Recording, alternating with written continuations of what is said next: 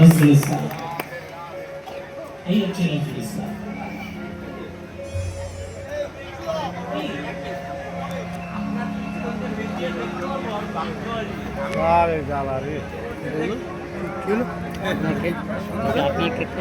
আপনাকে বেঁধিয়ে দেখতে হবে। এই হচ্ছে নজরুল ইসলাম, এইভাবে কৃষ্ণ খেলা করেছে। মায়েরা ভালো করে জেনে রাখো, ভক্তদের জীবনে সুখের দিন বড় কম, দুঃখের দিনটাই বড় বেশি। এই যে বড় বড় পপকর্ন খাচ্ছে, এই যে তাকাও, বাড়িতে গিয়ে পপকর্ন খেও। হ্যাঁ, কীর্তন শুনতে বসে গিয়ে সিনেমা দেখতে পপকর্ন খেতে বসে বসে। ভালো করে শুনে নাও মায়েরা, কৃষ্ণ পরিষ্কার ভাষায় বলেছে যে যে করে আমার আশ আমি তারপরে সর্বনাশ। তা তোমাদের খেয়ে দিয়ে কাটনি কীর্তন শুনতে এসছে। কৃষ্ণের কীর্তন শুনতে মানে কৃষ্ণ আপনাকে সর্বনাশ করে ছাড়বে।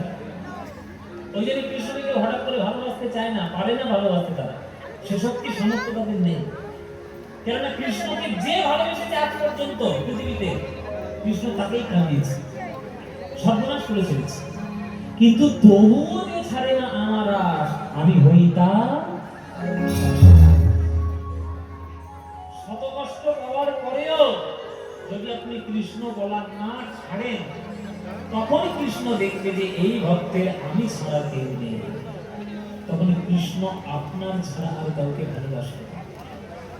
তখন এই বুকে জড়িয়ে ধরার জন্য গোলক থেকে বুকের মধ্যে এসে জড়িয়ে ধরবে। এই কৃষ্ণ লীলা করলো বৃন্দাবনে প্রায় 12 বছরের মতো, কিন্তু অক্রুর রথ নিয়ে এসে হাজির হলো, কৃষ্ণকে ছিনিয়ে নিয়ে চলে গেল মথুরায়। বৃন্দাবনের শোক শুরু হলো, বৃন্দাবনের কান্না শুরু হলো, মধুর বিরহ। শ্রীরাম সুরাম রাস্তার মধ্যে পড়ে পড়ে তারা কাঁদছে, কানাই রে কোথায় গেলি আমাদের ছেড়ে। কোন একটা গরু যদি চলে আসে বৃন্দাবনে, ওই গরুটার গলা জড়িয়ে ধরে কাঁদে, আর এই সুরাম কেঁদে কেঁদে বলে, ওরে গরু, রাখাল দাদা কানাইকে তুই কি কোথাও দেখেছিস রে? এতদিন আমাদের কানাইকে দেখিনি, আমাদের হৃদয়কে পড়ে যায়, আমাদের হৃদয়কে ছাড়খাড় হয়ে যায়। মায়েরা, বুকের ভিতর থেকে যদি আপনার হৃৎপিণ্ড উপড়ে নেওয়া হয়, আপনি কি বাঁচবেন? তেমনি বৃন্দাবন হচ্ছে কৃষ্ণের, কৃষ্ণ হচ্ছে বৃন্দাবনের হৃৎপিণ্ড। হৃৎপিণ্ড তাকে উপড়ে নিয়ে চলে গিয়েছে পুরো রথ নিয়ে এসে হাজির করে। তাই সবাই কান্নায় বসে যাচ্ছে। আর সুদামার বাবা মনে মনে ভাবলো যে আমার ছেলেটাকে কানাই কানাই বলতে বলতে তার পাগলই হয়ে যাবে, না একটা উপায় করতে হবে। কি উপায়? কি উপায়? কৃষ্ণ পড়াশোনা করার জন্য গিয়েছে সন্দীপন মুনির আশ্রমে। ওইখানে যদি আমার ছেলেটাকেও পাঠিয়ে দিই, কানাইকে দেখলে মতির ভ্রমটাও সারবে, আর কানাইকে দেখলে আনন্দও পাবে। হ্যাঁ, ওইখানে পাঠিয়ে দিই। এই বলে পাঠিয়ে দিল সুদামাকে সন্দীপন মুনির আশ্রমে। সেখানে আবার বহুদিন পর মিলিত হলো তিনজন, কৃষ্ণ, বলরাম আর সুদামা। কৃষ্ণ আর বলরাম আর সুদামা এই তিনজন আবার মিলিত হলো। কৃষ্ণ, তুমি কি শিখবে বাবা? কৃষ্ণ বলছে, গুরুদেব আপনার আশ্রমের 64 কলা বিদ্যা সবগুলো আমি শিখি। তাই বলরাম, তুমি কি শিখবে বাবা? আমি ওই মারামারি পেটাপেটি ওইসব শিখবো, বিদ্যা বাংলা বিদ্যা। মারামারি শিখবে? মারামারি ছাড়া পৃথিবীতে কি আছে? মারামারি শিখবো। মারামারি? হ্যাঁ, গদা বিদ্যা শিখবো। ধনুর্বিদ্যা? হ্যাঁ, ধনুর্বিদ্যা। গদা বিদ্যা এসব শিখবে? হ্যাঁ, এইসব শিখবো। তা তুই শেখো, শাস্ত্রম ভারত তুমি শেখো। রাজা যদি শাস্ত্র করতে যাবো তো শেখো। এই সুদামা, ও মায়েরা, এটা হচ্ছে সুদামা। সুদামা, তুমি কি শিখবে বাবা?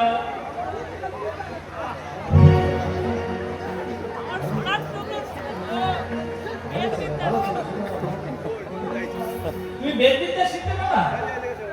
আচ্ছা, বেদ বিদ্যা যখন শিখতে পারবে তাহলে একটা ভালো করে কথা জেনে নাও, মুখে যদি মিথ্যে কথা আসে তোমার বেদ বিদ্যা শেখা হবে না। শুনে রাখো, মন্দির নয় একটা কবিতা থাকে, সে কবিতাতে থাকে 9টা সুতো। 9টা সুতো শুধু লোককে দেখানোর জন্য নয়, নটা শত মানে হচ্ছে নটা গুণের প্রতীক। সমদম তপ সূর্য ধর্মের বছর জ্ঞান বিজ্ঞান আস্তিক্যম ব্রহ্মকের স্বভাবজ। এই নটা গুণ যদি তোমার মধ্যে থাকতে পারে তবেই তুমি ব্রাহ্মণ, নইলে তুমি ব্রাহ্মণ নাও। তো তুমি বেদ পাঠ করবে বাবা, খুব ভালো কথা, আগে এই নটা গুণের অধিকারী তুমি হবে। কৃষ্ণ বলরাম আর সুদামা আছে, তারা তিনজনেই পড়াশোনা করে সেইখানে। যাও সুদামা, বলরাম, কৃষ্ণ, যাও তোমরা গিয়ে এইখানে মায়ের মন্দির রয়েছে, মায়ের মন্দিরে গিয়ে পুজো দিয়ে এসো। মাতৃশক্তির আশীর্বাদ না থাকলে পুজো দেওয়া হবে না, পড়াশোনা হবে না। উজ্জয়িনী ভারতবর্ষের তীর্থধাম, এক একটা ধাম এক একটা লীলাক্ষেত্র। উজ্জয়িনীতে রয়েছে মায়ের বিরাট বড় মন্দির। আপনারা গেছেন উজ্জয়িনীতে কখনো? জানেন? আপনারা জানেন ভারতবর্ষের তীর্থগুলো ঘুরুন। আপনার ভারতবর্ষে জন্ম হয়েছে, আপনার কত বড় ভাগ্য আপনি জানেন না।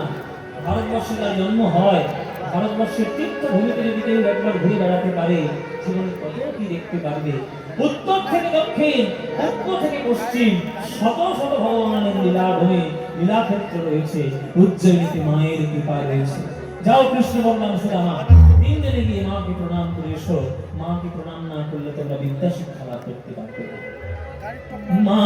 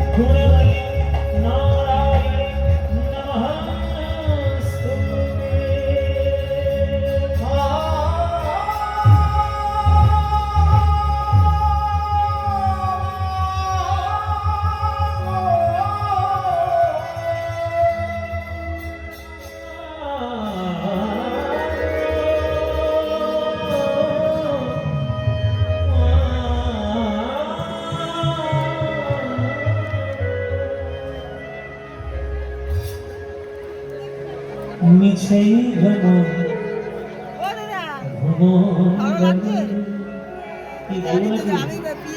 ভালো লাগছে দেখে বই প্রতিপক্ষে তাদের আসে অলরেডি বলে দিয়েছি গানটা গাইতে হবে আমাকে। বলেছিলেন তো দাও আমার কর্তব্য একটু দেন, আমরা তো রক্ষা করি। মিছেই ভ্রমণ ভ্রমণ গানে ভুলো না দক্ষিণা কালে বদ্ধ হয়ে মায়া যাবে ভেবে দেখ মন কেউ কারো না মিছে মন্ডলে ভেবে দেখ মন কেউ কারো না মিছে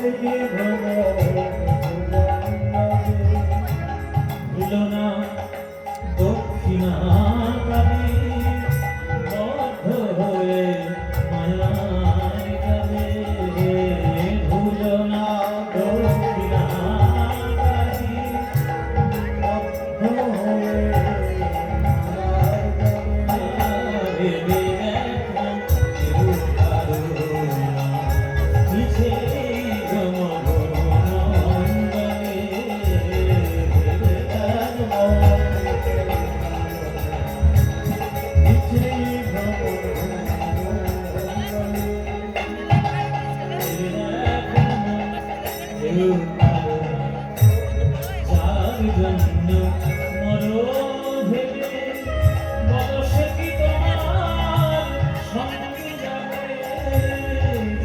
জন্য মদন